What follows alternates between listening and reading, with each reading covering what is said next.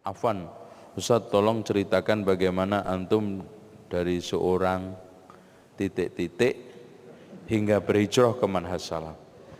Hadirin sekalian, saya dulu itu sejak kelas 2 SMA sudah mendakwahkan ya aneh-aneh itu.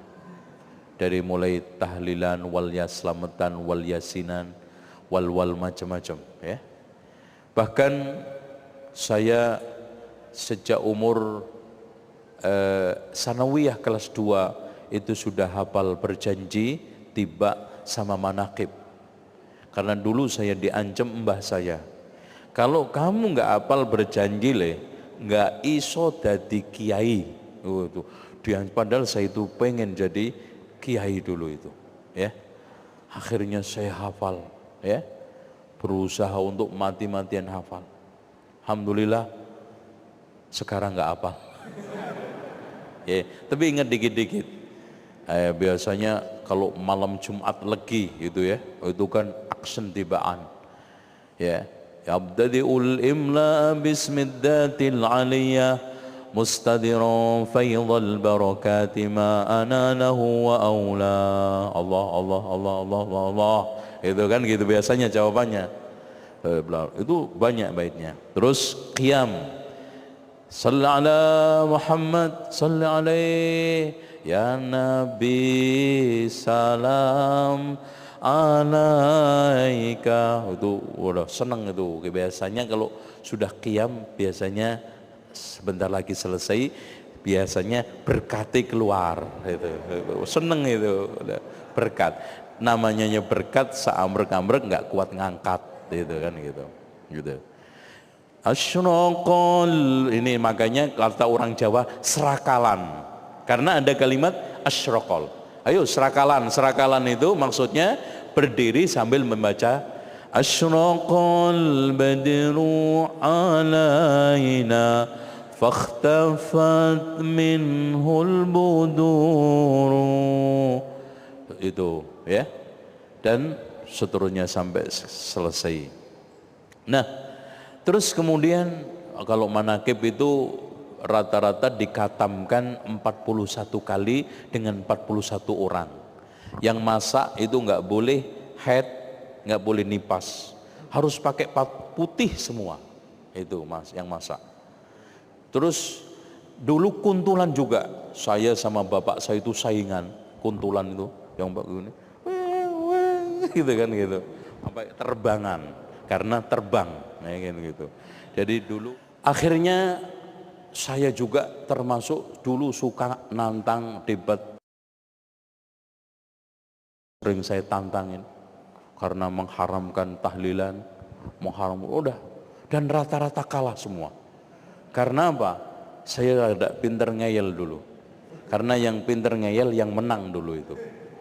Nah, akhirnya saya mondok, dipondokkan orang tua ya, dengan harapan saya jadi kiai, saya jadi tokoh ya agama, ke pondok pesantren Tambak Beras Jombang. Kenapa milih sono? Karena yang mendirikan tokoh NU yaitu Abdul Wahab Hasbullah. Itu Abdul Wahab pendirinya. Sebetulnya beliau juga yang mendirikan NU, cuman Ki Hasyim Asy'ari itu hanya dijadikan justice tok. Karena tokoh besar akhirnya dibuat untuk penguat.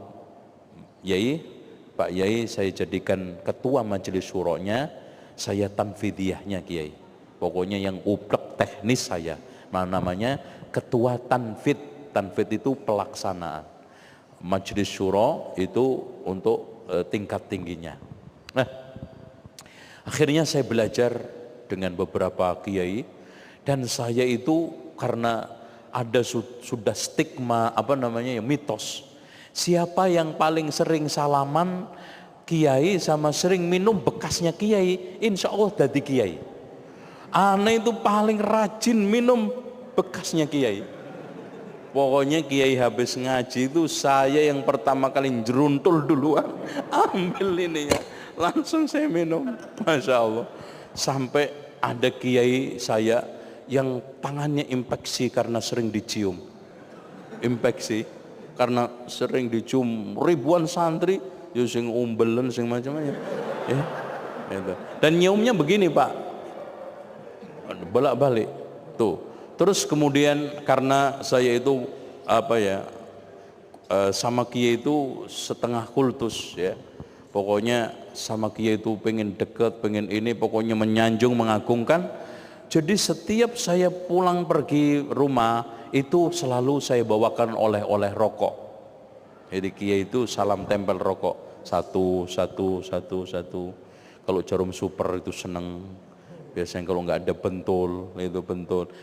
Dulu itu sing rokok kretek apa? Iya bentul merah ya. Gudang garam merah ya itu paling enggak itu ya. Tuh. Nanti itu namanya sowan itu habis liburan datang pamit lagi ingin belajar. Kompleknya pondok saya namanya Komplek Sunan Giri.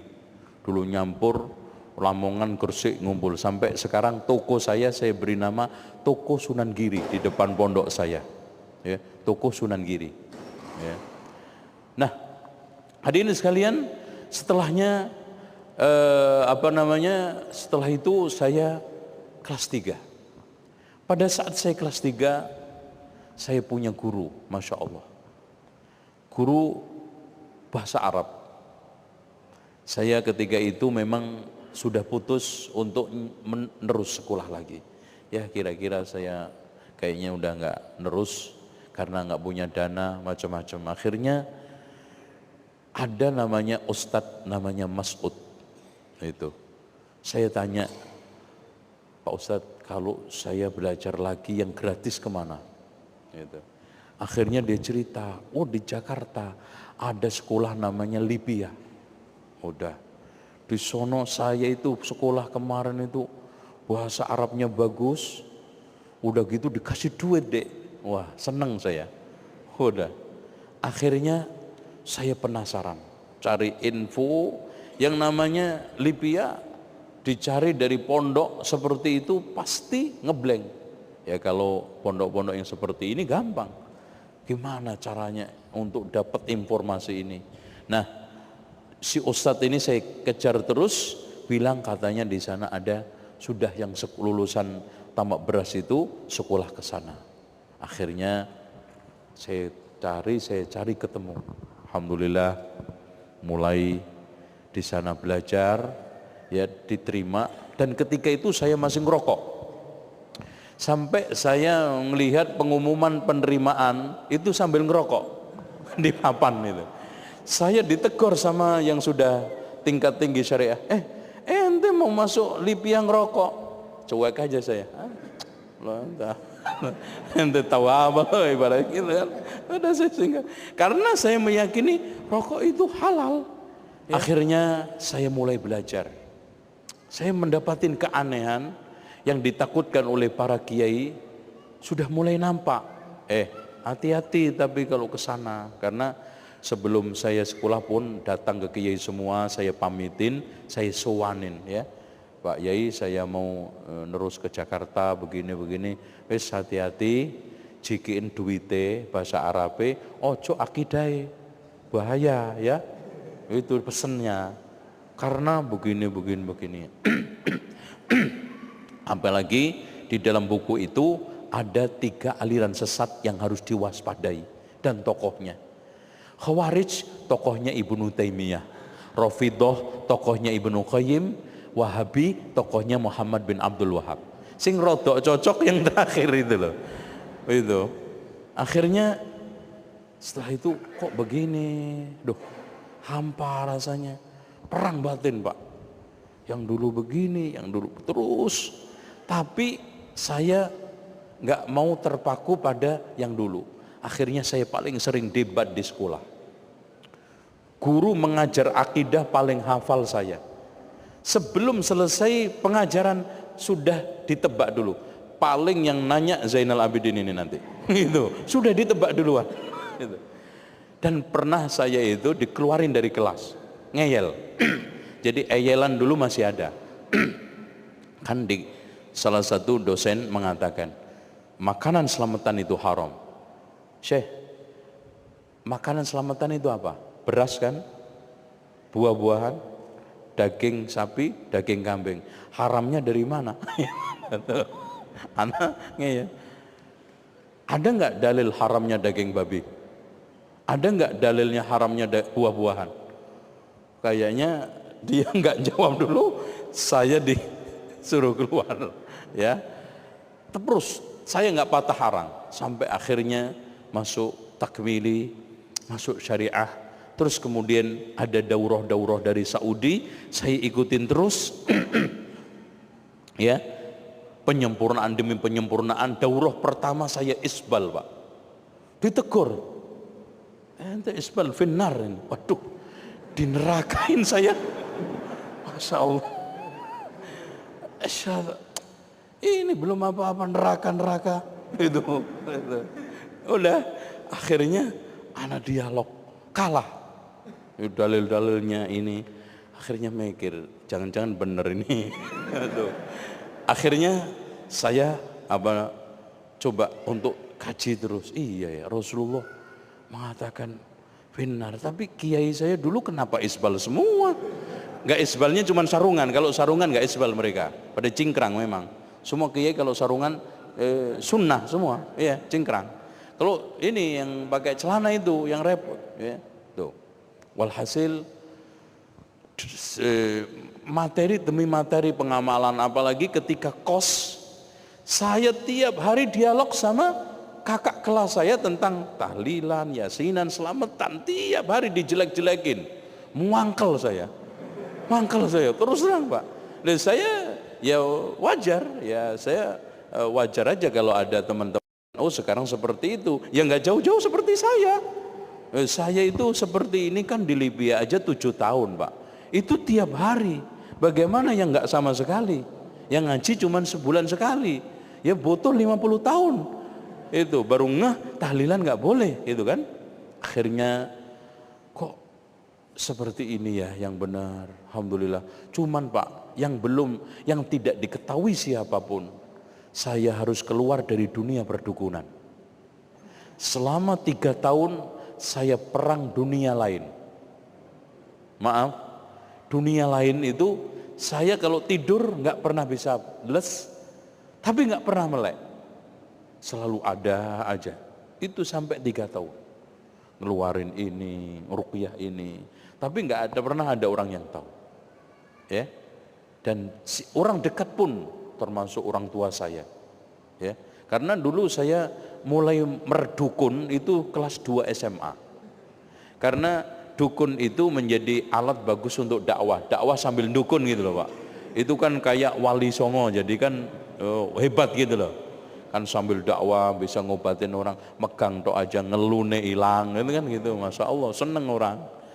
Akhirnya hilang lepas, saya mendapatkan panggilan untuk melanjutkan sambil dakwah ke Riyadh, katanya bisa ketemu Syekh bin Bas. Saya membayangi Syekh bin Bas itu kayak apa, ya. Ya Allah, nanti bisa ngaji enggak itu. Akhirnya bulan pertama, kedua mulai bisa ketemu ngaji di rumahnya. Ya Masya Allah, ternyata tidak saya bayangkan. Tak kira wonge gede, terus gagah, susah untuk ditemui dan menjaga jarak. Ternyata Masya Allah di rumahnya, ya beliau dalam keadaan buta. Saya lihat subhanallah sorbannya sudah sangat jelek, ya. Bajunya pun sangat sederhana. Dan yang lebih membuat kita tertarik, ya Allah ini benar-benar ulama nih, makan bareng sama kita. Jadi yang ngasih makan beliau, ya gelar gitu di ngaji itu ada 2 term, ya. Habis sholat Jumat beliau dengar khutbah dulu. Khutbah rekaman, terus kemudian ngaji, setelah ngaji sholat asar, habis itu makan, habis sholat asar ngaji lagi sampai menjelang maghrib, terus begitu di rumah. Nah makan sama kita, ya cuci tangan di tempat bareng-bareng, ya, dan tidak pernah ada wah ini orang Indonesia, ini orang enggak. Saya pamit Syekh, mau belajar di antum, mohon izin. Oh ya, fadhol silakan. Ini tempat pelajaran, ini belajar siapa aja, bukan hanya untuk orang Arab, silakan. Saya dari Indonesia Syekh, insya Allah bisa menimba ilmu di sini. Alhamdulillah, kajian pada saat itu adalah kajian tafsir dan tepatnya adalah Ma'alimut Tanzil karya Imam Al-Baghawi. Ya, tafsirnya sampai sekarang ada karena saya beli untuk kajian itu. Pertemuan demi pertemuan, inilah sejatinya ulama. Inilah sosok karismatik. Dan subhanallah Pak, yang ngaji itu subhanallah, pejabat-pejabat, eselon, ya, kadang-kadang menteri ada yang datang, ya. Kadang-kadang ulama-ulama juga besar datang. Dan yang lebih ajaib lagi, semua kelompok, mau ikhwani, mau Hizbut Tahrir, mau ini ngaji semua. Dan anehnya, kalau sekarang Syekh ditanya tentang bagaimana Syekh Ikhwanul Muslimin, dijawab apa adanya, nggak ada yang tersinggung itu ikhwan. Yang muyul kepada ini, bahkan ada tablighi juga datang. Semua Syekh Abdul Aziz menjelaskan sesuai dengan qala Allah qala Rasul. Nah, hadirin sekalian, beliau sosok yang masya Allah, kedermawanannya. Pernah ketika saya di majelis, ada orang Badui Pak. Badui kan nggak tahu unggah-ungguh nek wong Jawa itu. Ya seperti zaman Rasul aja, Rasul lagi khutbah di stop kok. Ya Rasulullah stop, tolong berdoa supaya hujan turun. No, Rasulullah di stop. Habis itu hujan seminggu kan. Jumat depannya datang lagi, Rasulullah sebentar jangan khutbah dulu. Ini lebih parah dari kemarin. Hewan-hewan hanyut, semua rumah hancur karena banjir. Tolong ya Rasulullah, doa kepada Allah, sedang aja hujannya. Lah itu kalau nggak Badui nggak berani Pak, nggak berani. Abu Bakar coba nyetop Rasulullah, nggak berani. Nah ini sama. Syekh, afwan Syekh, ana punya hutang 150.000 rial, bukan rupiah loh Mas, ya rial. Saya punya konflik, saya punya masalah dengan keluarga saya. Saya kalau tidak bayar ini Syekh, masuk penjara. Gini aja, kamu sama keluarga kamu datang semua, 150.000 nanti saya yang nanggung. Masya Allah, subhanallah Pak. Makanya beliau ketika saat menjadi rektor Jami'ah Islamiyah, ya, dia rektor yang kedua, karena yang pertama adalah Syekh Muhammad Ibnu Ibrahim Al-Syekh. Pegawai yang paling banyak utangnya adalah Syekh bin Bas, disinyalir. Bukan untuk foya-foya itu, masih bahkan ikhwan, ketika saat saya bermajlis itu banyak yang dari Prancis, yang dari Amerika di bawah tanggungannya Syekh. Okay? Ada yang dikasih 3.000, ada yang dikasih 2.000, ada yang dikasih 1.500 untuk kehidupannya karena nggak sekolah, nggak dapat mukafaah. Seperti itu. Dengan demikian sosok ulama yang betul-betul kita bisa jiwain, kita bisa keruk hikmahnya menjadi simpanan kita semua adalah Syekh Abdul Aziz bin Baz. Oleh karena itu tidaklah salah berlebihan kalau orang Saudi semua rakyat ketika saat wafat hadir 1 juta lebih orang untuk menyolatinya. Dan tidak salah juga, tidak berlebihan kalau memberikan titel Al-Walid, Samahatul Walid, yang terhormat bapak kita semua, bapak bangsa, bapak umat. Inilah sosok sedikit yang beliau juga hafal, ya, Al-Quran otomatis, dan beberapa kitab sittah beliau hafal, yang itu semuanya sudah masyhur di kalangan para ulama yang lainnya. Dan beliau adalah ulama yang sangat lapang dada terhadap khilafiyah, sangat berani untuk mengakui kesalahan. Coba bayangkan Pak, ada orang yang mencaci maki Syekh Abdul Aziz bin Baz, didengar oleh beliau. ketika sakit parah dikunjungin. Mencaci makinya apa? Apaan? Syekh besar, kitabnya kecil-kecil. Kitabnya Syekh bin Baz itu nggak ada yang besar, kitabnya kecil-kecil. Apa jawaban beliau ketika kunjungan?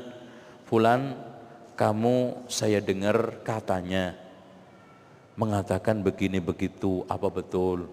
Masya Allah. Klarifikasi juga, nggak nuduh.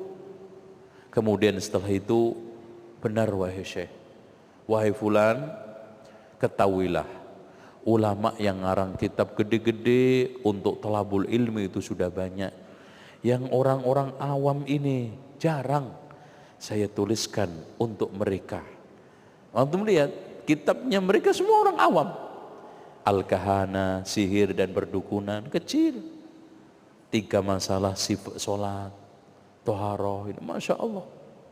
Ini Syekh Abdul Aziz bin Baz rahimahullahu ta'ala. Semoga Allah subhanahu wa ta'ala menempatkan beliau pada tempat yang mulia. Dan itulah yang mengilhami keagamaan saya sedikit dan memberikan suatu pencerah dakwah saya. Walaupun saya tidak mengaku sama sekali murid, ya, sama sekali. Saya hanya pernah ketemu, dan pertemuan itu saya hanya berharap menjadi saksi nanti di hari kiamat untuk saya, membela saya. Kalau murid, Masya Allah Pak, murid itu butuh ini. Tapi pernah ketemu sama beliau, sama Syekh Abu Bakar Al-Jazairi juga, Syekh Abdullah Ibn Jibrin. Cuman Syekh Utsaimin belum sempat ketika itu. Alhamdulillah, masyayikh 3 ini yang banyak, terutama Syekh Abdul Aziz bin Baz, memberikan pengarahan sehingga saya semakin yakin terhadap manhaj yang mulia ini. Dan akhirnya saya lebih berani tegas untuk meninggalkan, bukan hanya saja meninggalkan, mengajak teman-teman. Bukan hanya itu aja, saya berusaha semaksimal mungkin menunjukkan taubat saya dengan menjelaskan tradisi-tradisi yang menyimpang, walaupun tantangannya berat sekali, ya.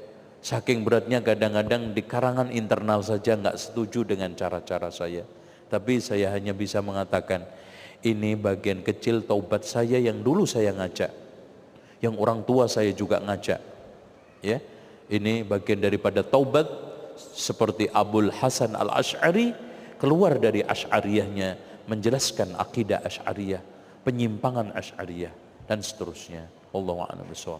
Demikian Pak, mudah-mudahan manfaat. Jadi 2,5 jam Pak, ya. Ini lebihnya antum yang nanggung, ya. Saya serahkan kepada pembagi acara. Kita tutup.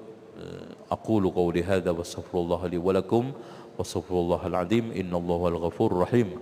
Wassalamualaikum warahmatullahi wabarakatuh.